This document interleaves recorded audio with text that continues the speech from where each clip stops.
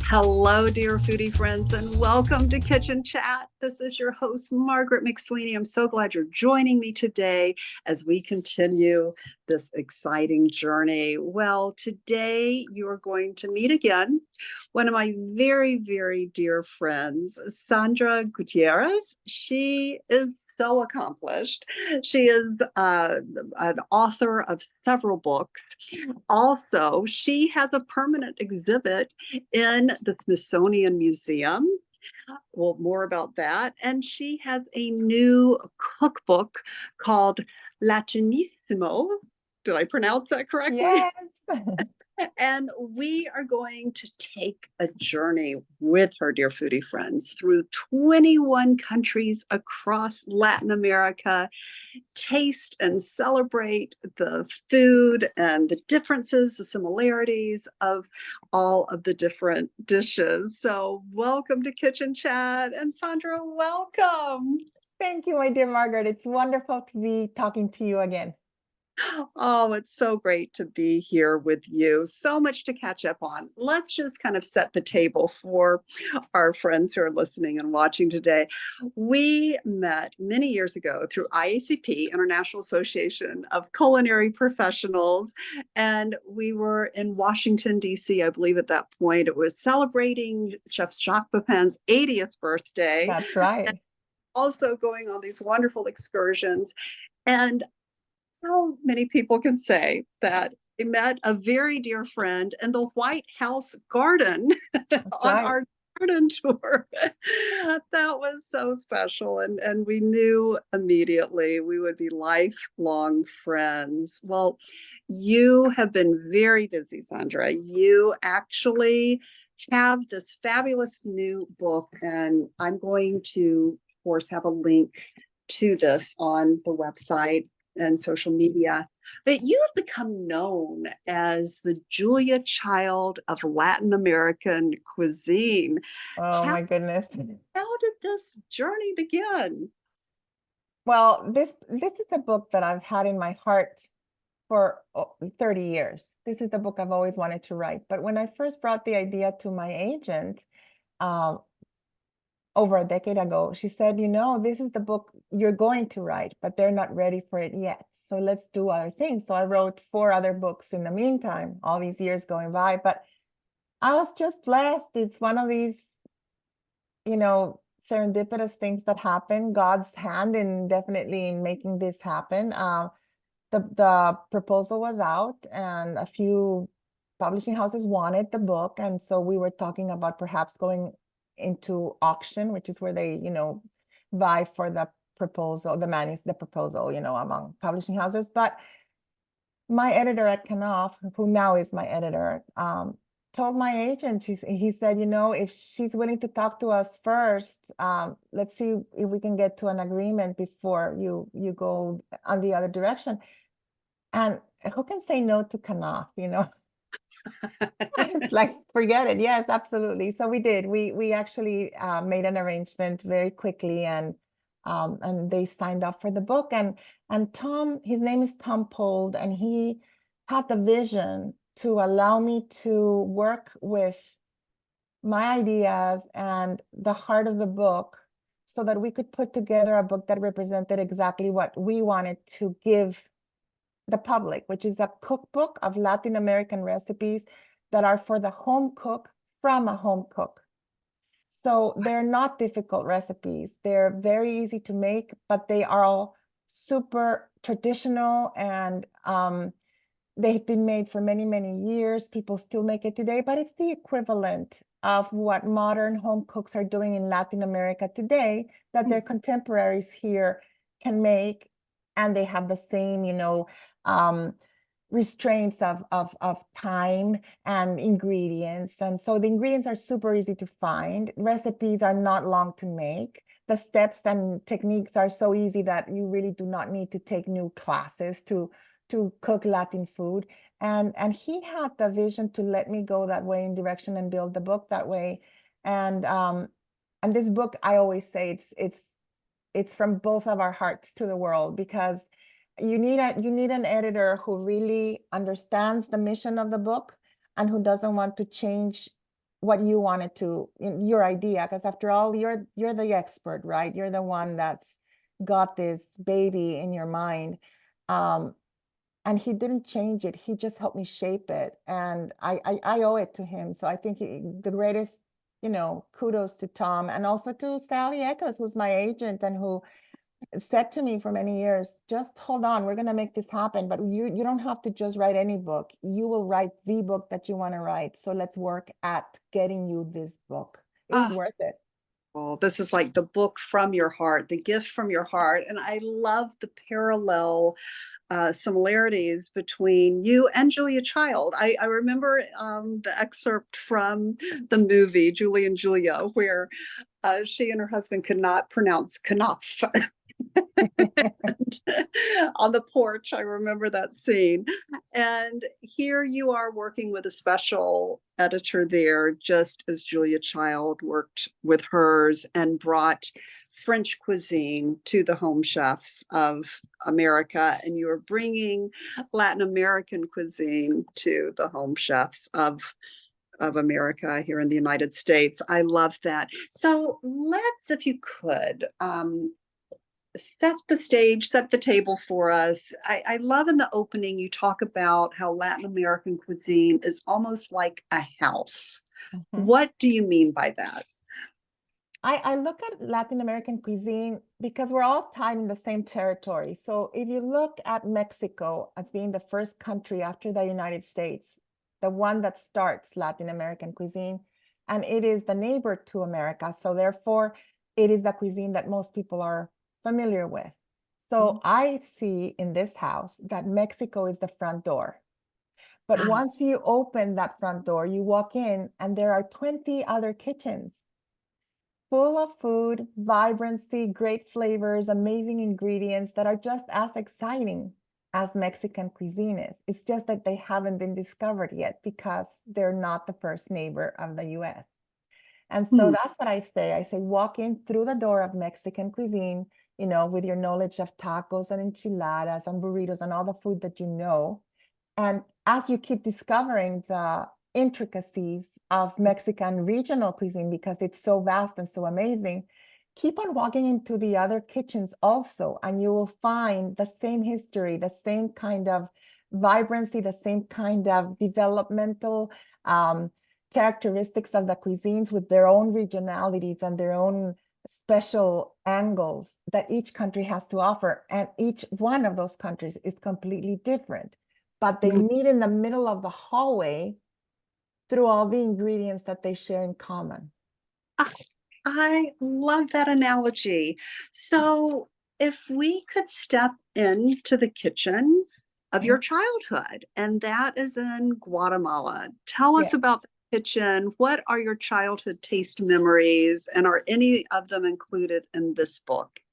they are actually my very first taste memories. I grew up with a mom who didn't cook. She went to university. So we had a cook, we had a housekeeper, but my grandmother cooked.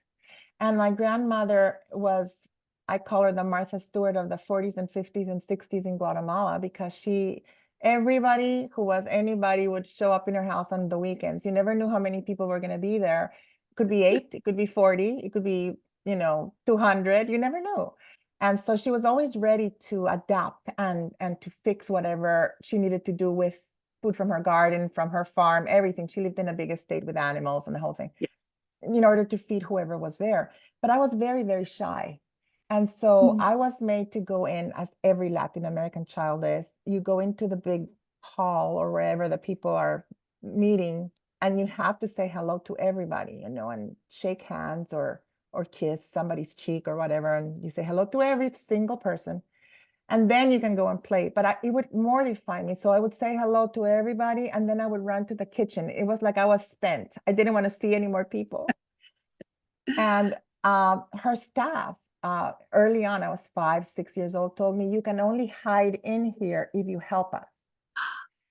And so I started cooking many of these dishes when I was 5, 6, 7 years old, I started, my first task in her kitchen was cleaning beans, making sure they didn't bring any pebbles or any stones or any, grass, anything that was there. And then I moved up to learning to make sauces. And then they taught me early on, I was probably 6 years old, how to make miniature tortillas because I had to pat them by hand and my hands were tiny.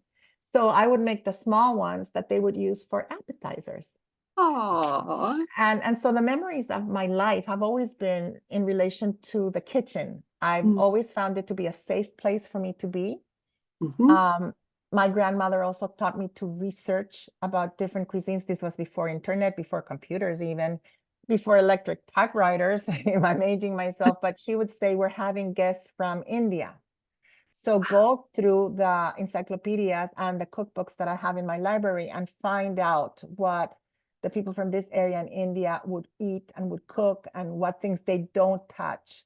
And we will create a menu based on that. So I learned to research and I found a fascination on learning history about food and about people through my grandmother's socializing, needs. And that just changed me. I think it shaped who I am. I love to research. I love to talk to people. Now I'm not afraid to go in and say hello to hundreds of people. But my favorite place is as the person who has cooked a meal and people are eating it. There's nothing that makes me happier than that. And Guatemala's kitchen was really a place where you had bubbling pots of beans, which is what most people expect, except ours were black beans. Yes, we do have tamales, but ours are wrapped in banana leaves and they're made with special sauces. But we also have incredible stews called pepianes, which are made with a mixture of tomatoes and green tomatoes or tomatillos and chiles, of course, which are native to the Central American area, and nuts. And so you make these delicious sauces. Some have beef, some are made with chicken, some are made with all three, chicken, pork, and beef in the same pot, and lots of vegetables. So that's another thing that we have in common. And then we have the Mayan tradition of the moles or sauces like guacamole. Yes. In Guatemala, it's not called guacamole, it's called guacamole because it's a Mayan word versus the guacamole coming from the Nahuatl word from the Aztecs. So we do have our variances, which is why I was saying in a house of Latin American cuisines, we tend to meet in the middle in a huge hallway where we all have these ingredients in common, but we cook them in different ways. We prepare them in different ways. Neighboring kitchens will have one or two similar dishes that sort of happen in the doorway of each kitchen, where the two countries and their physical boundaries literally intersect, but each country is completely different than the next.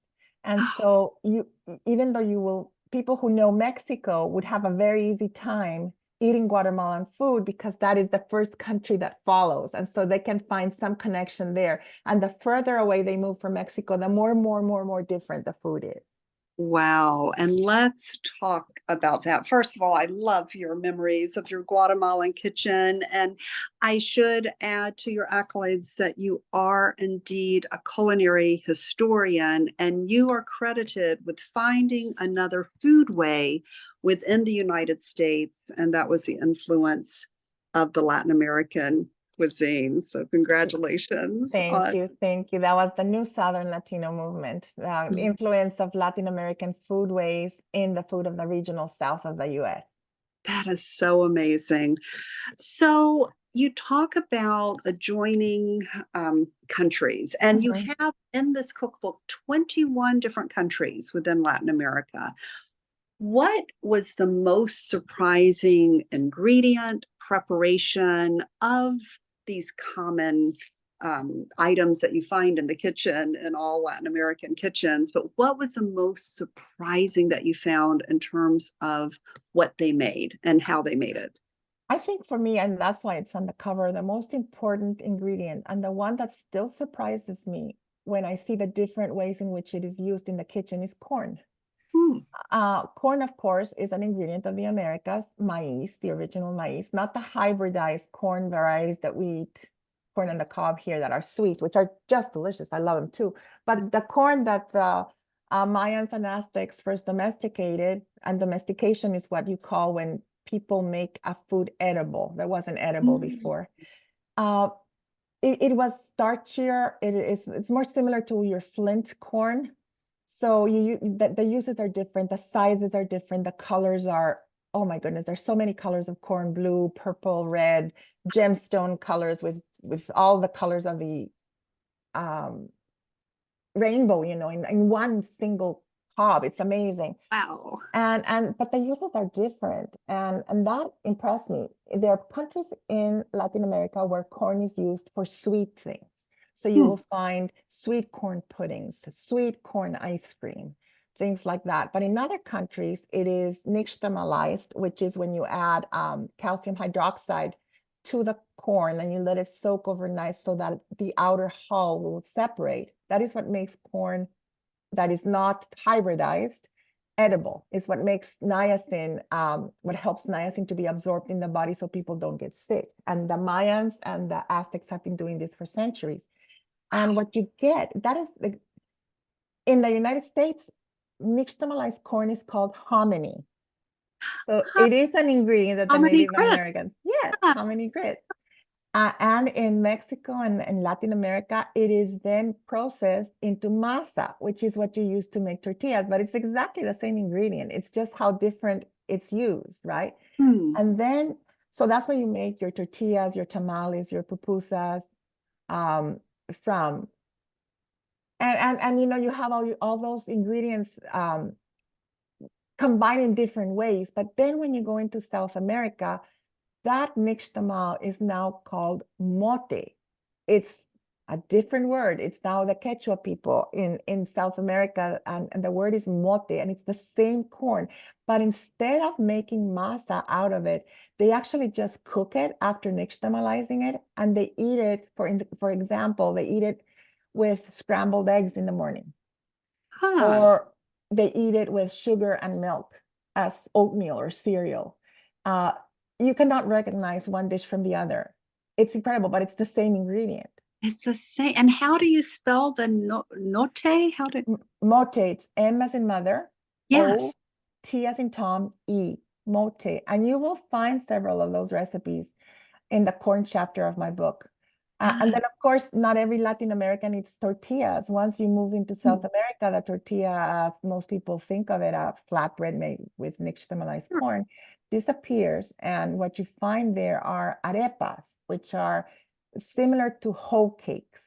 So they're still made with nixtamalized corn, but it's a completely different texture. The procedure is different in which the dough is prepared. And what it results in is in flatbreads that are not pliable like tortillas. They're a little denser. So the thick ones, the ones that are fried in Venezuela, for instance, or griddled in butter, those have exteriors that are crispy and crunchy, but once you bite in the middle, it tastes like grits. It tastes like polenta. Wow. So that was an incredible ingredient. And every one of the ingredients that I picked was surprising. It had surprises like that too, because depending on what cultures melded in each country, Yes. after the colonization, particularly in the 18th, 19th, and 20th century, where people from around the world started emigrating and making homes in different numbers in different countries, that's when the cuisines really took another turn.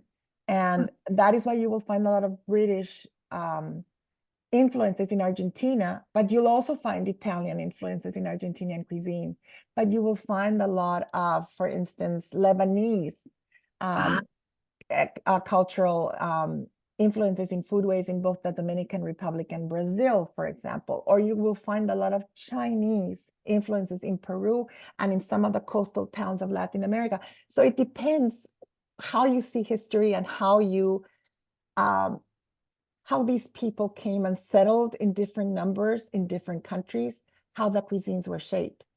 So in many ways, I say Latin America has the real melting pot. It's not the US anymore, because here in the US, we're trying to separate all the ingredients. Somebody's trying to put carrots away from the potatoes, away from the fish, away from the soy sauce or whatever. In Latin America, the fusion, if you will, the blending of cultures didn't happen with chefs trying to cook them together. It happened Hmm. organically by people coming together. And in Latin America, when it was colonized by both the Spaniards and the Portuguese, which was Mhm. happening before the British entered the United States, but Portuguese and Spaniards who were also coming to America to spread Christianity Mhm. found that if they allowed races and people to mix, it was much easier to govern them and Hmm. much easier to teach them Hmm. because they were not constantly fighting with each other. While Hmm. in the US, the British and wherever the British landed believed that any mestizaje or joining of two different races, Hmm. they saw it as impure blood. They didn't Wow. see it as somebody who was of pure caste. So that was not encouraged. Well, we did in Latin America. So in Hmm. Latin America, you don't have huge racism, for instance. Yeah. It's a place where you will find blonde, blue-eyed Guatemalans eating next to a Mayan Guatemalan eating next to a, a Japanese-looking Peruvian, and so Yeah. on and so forth. Oh, a true melting pot Yes. indeed, and a delicious one at that. I would love to look at some recipes. Do you have any from Brazil in here? Yes, I have I can't several see from it. Brazil. I Oh, do. And good. again, I chose some that are pretty simple to make at home. One of them, of course, the most famous dish in Brazil is a feijoada. And Wow. that's a dried feijoada with beans and Yes. every part of the pork possible. But to make a real feijoada takes a long time. Mhm. And I happen to have a wonderful neighbor from Brazil whose Yes. children came to knock on my door during COVID and said, we're bringing you some of our own homemade feijoada. And it's their Oh, everyday feijoada that they make with very simple ingredients. And I included that in the book, their recipe. Um, and it's yeah. beautiful. It's called the feijoada do Janini. Feijoada todo dia do Janini. Janini is her name. Yes. Then I also included sweets, the famous brigadeiros from Yeah. Brazil, which are the condensed milk candy, a mixture between a truffle and a toffee is what I call it. Yes. But the one that I chose for the book is the one made with coconut. So these are the white ones, because traditionally they're made with chocolate. These are just as amazing. Oh. I also included moqueca, which is their fish and coconut milk stew. And I included a delicious dish that has chicken, and then it has dried shrimp powder. So there are many, many recipes from each country. I think every country got at least 20, 26 recipes included in the in the book because I wanted to represent each one, Yes. And but that with is, homemade dishes. oh, I'm sorry. I don't know if a lot of my listeners knew this, but I lived in Brazil. I Oh, you lived in did. Rio de Janeiro during graduate school days, and saudade do Brasil, as they say. I miss Brazil so much. And it was such an eye-opening experience to that was my first time immersed in a new culture and the food of the new culture. And I remember the churrascarias where they Yes. bring meat to the table. I'm wondering where that came from. Was that brought from Portugal? I wonder where yeah, that It- experience It's originated. interesting because when the Spaniards descended in what is today the Dominican Republic, which they call La Española, that's what they call it, Mhm. they found that the Taino Indians, who were the Native Americans from that area, the indigenous people there, were already cooking meat on sticks directly over fire. And they were calling it barbacoa, which Amazing. is where the term barbacoa comes from.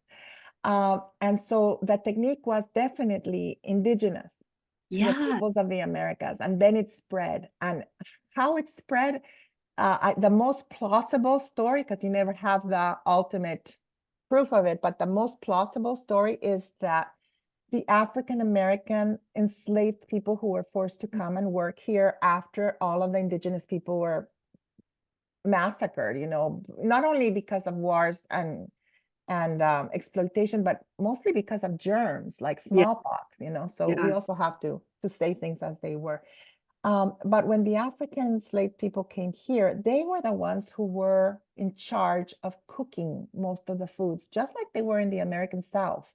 And so because um, races were able to mix, Mhm. slavery actually started getting dispelled sooner in Latin America and throughout Latin America in different places than it did in the US.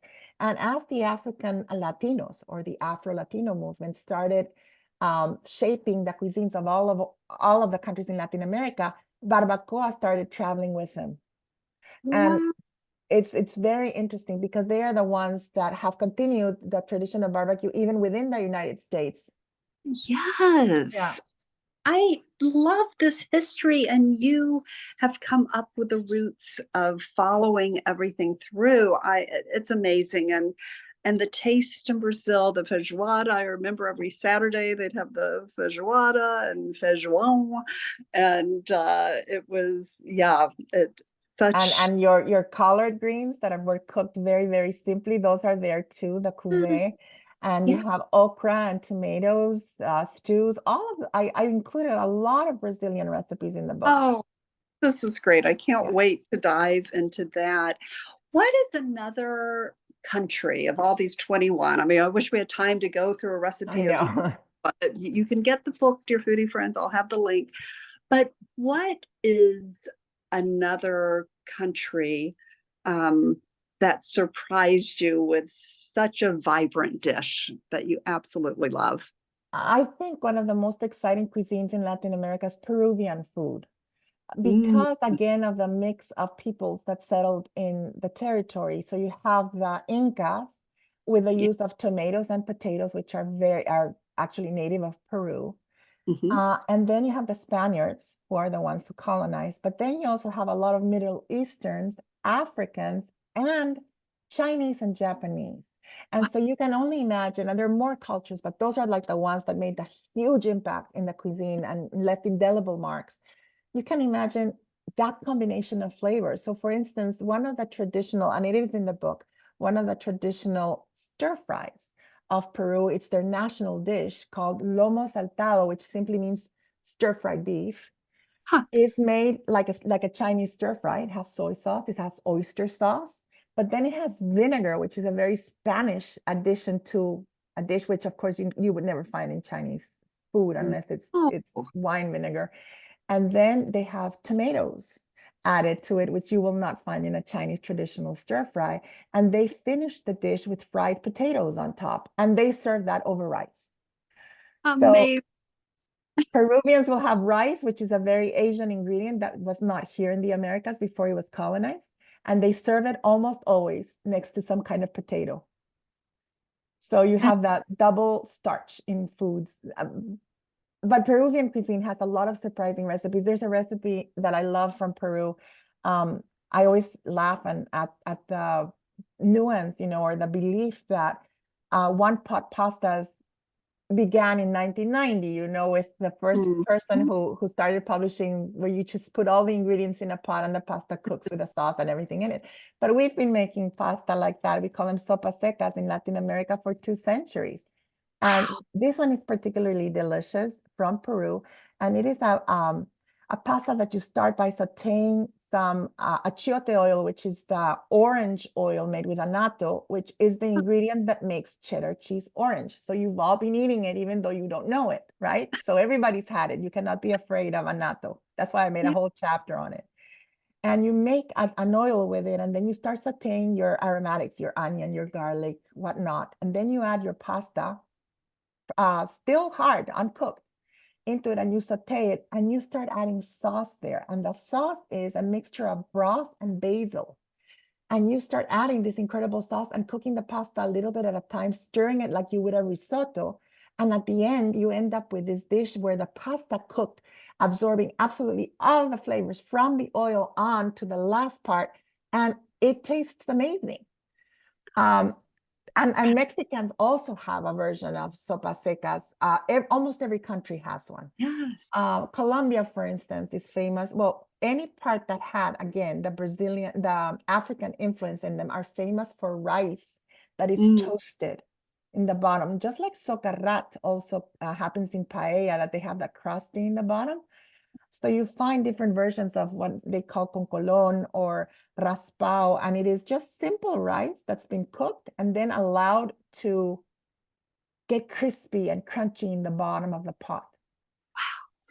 Remind you perhaps of tadig, which is Persian. It's the price of getting that crunchy golden bottom of the pot in rice. And etc.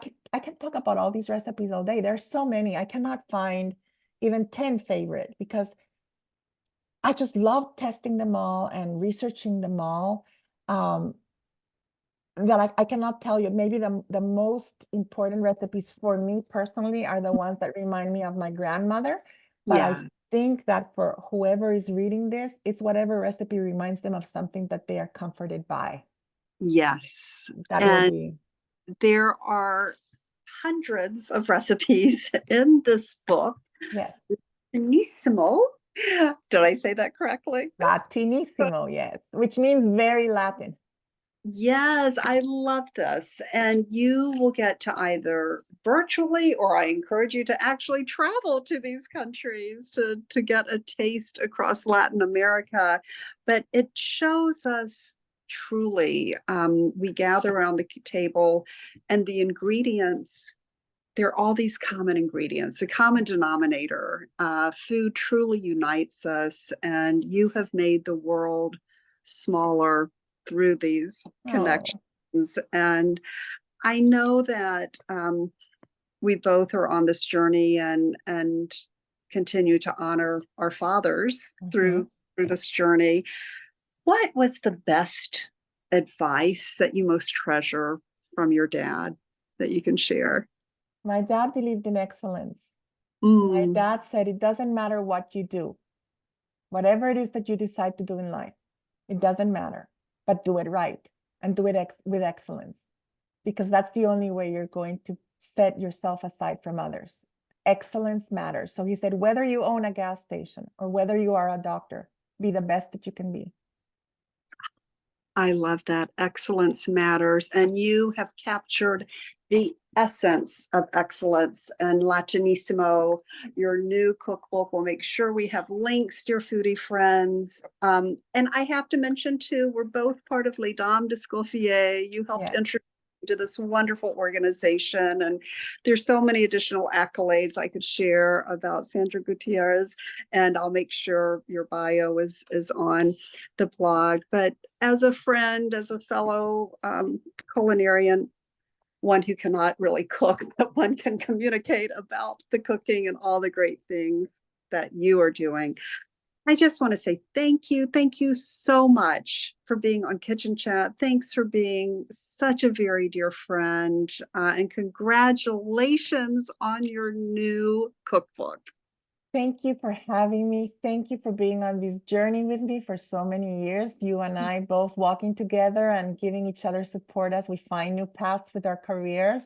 Yes. And thank you for sharing this with the public. I am very, very, very grateful to you. And you know I love you. Oh, I love you. And we'll have to schedule another champagne and cheeseburger. Yes. For your listeners, that is our celebratory lunch. Every time we see each other, every few years, is a hamburger or cheeseburger and a little glass of champagne. Absolutely. Well, here is toasting you today on your great accomplishments and the wonderful person that you are. Please, your foodie friends, check out Sandra, I want to say Sandra Latinista, because that's Instagram. And what is your website that you can share with everyone? The easiest way to find me is through Sandra Latinista. The website is part of Penguin Random House. So it's Penguin Random House, Sandra Gutierrez. Oh, perfect. But if they just look for me on Penguin Random House, they'll find the website. Perfect. And I'll provide some links too on the blog. But thank you. And thank you, dear foodie friends, for joining us today. And always remember to take a moment and savor the day.